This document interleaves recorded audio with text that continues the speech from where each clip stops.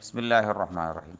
വ ഇമ്മാ യകൂന, ഒന്നുകിൽ കുല്ലിയായിരിക്കും ജുസ് ഹഖീഖത്തി അഫ്റാദി. അപ്പോൾ നമ്മൾ ഇന്നലെ പറഞ്ഞത് ഹഖീഖത്തിൻ്റെ തമാമൈക്കാരെന്നാണ്.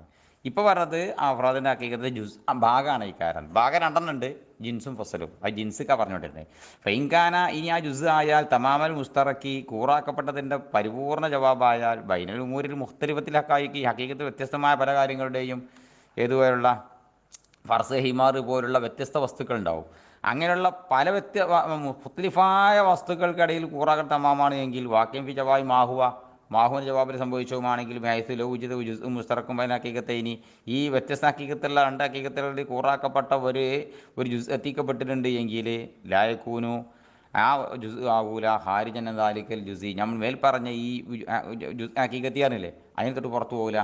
ഉദാഹരണം പറഞ്ഞുതരാം. ഫൊമാ യുജതു ബൈനൽ ഇൻസാനി വൽ ഫറസി. ഇപ്പോൾ ഇൻസാന് ഫറസ് എന്താണെന്ന് ചോദിച്ചു. അപ്പോൾ ഈ ഇൻസാനിൽ ഫറസിൻ്റെ അടിയിൽ എത്തിക്കപ്പെടുന്ന കാര്യം പിന്നെ ജൗഹരിയത്തി തടിയുള്ളതാകലിനാലും ഒരു കാവിലത്തിൽ ഇരുപതി നിൽക്കുന്ന സ്ഥലത്ത് വേറെ നീങ്ങാൻ കഴിയലിനെ സ്വീകരിക്കലിനാലും വല്ല അസാസിയത്തി പഞ്ചദിനം കൊണ്ടുള്ള കാര്യങ്ങൾ മനസ്സിലാക്കാനുള്ള കഴിവിനെ ഉണ്ടാകലിനാലും തഹറുക്ക് ബിൽ ഇറാദത്തി സ്വയഷ്ടപ്രകാരം അനങ്ങാനുള്ള ചലിക്കാനൊക്കെ ഉള്ളതായിരിക്കുന്ന കഴിവുണ്ടല്ലോ, അതൊക്കെ ഉണ്ടാവുക പോലുള്ള ഇൻസാനും ഫറസിനിക്കും കൂടി എത്തിക്കപ്പെടുന്ന കാര്യം ലൈസ ഹാരിജുമനി ഹൈവാനത്തിന് പുറത്തില്ല അല്ല. അപ്പോൾ ഇൻസാൻ എന്താണെന്ന് ചോദിച്ചപ്പം അത് ഹൈവാനാന്ന് പറഞ്ഞാൽ അതിൽ ഈ പറഞ്ഞതൊക്കെ പെട്ടു.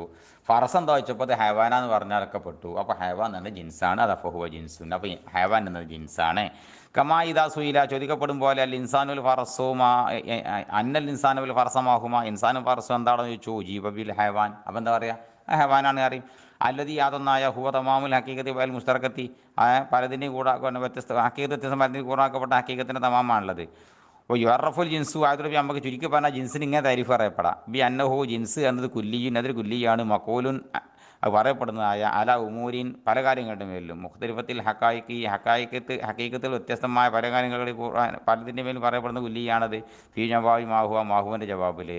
ഇനി കരീബും ബഈദ് രണ്ട് കിസ്മാക്കി തിരിച്ച. അപ്പോൾ നമ്മൾ കഴിഞ്ഞ ക്ലാസ്സിൽ പറഞ്ഞത് പറഞ്ഞ് മനസ്സിലായിട്ടുണ്ടെങ്കിൽ ഇപ്പോൾ ഈ അർത്ഥ വെച്ചോട്ടെ സംഗതി മനസ്സിലായേക്കും. ഇനി കരീബും ബഈദ് നമുക്ക് ഇൻഷാ അല്ലാഹ് പറയാം.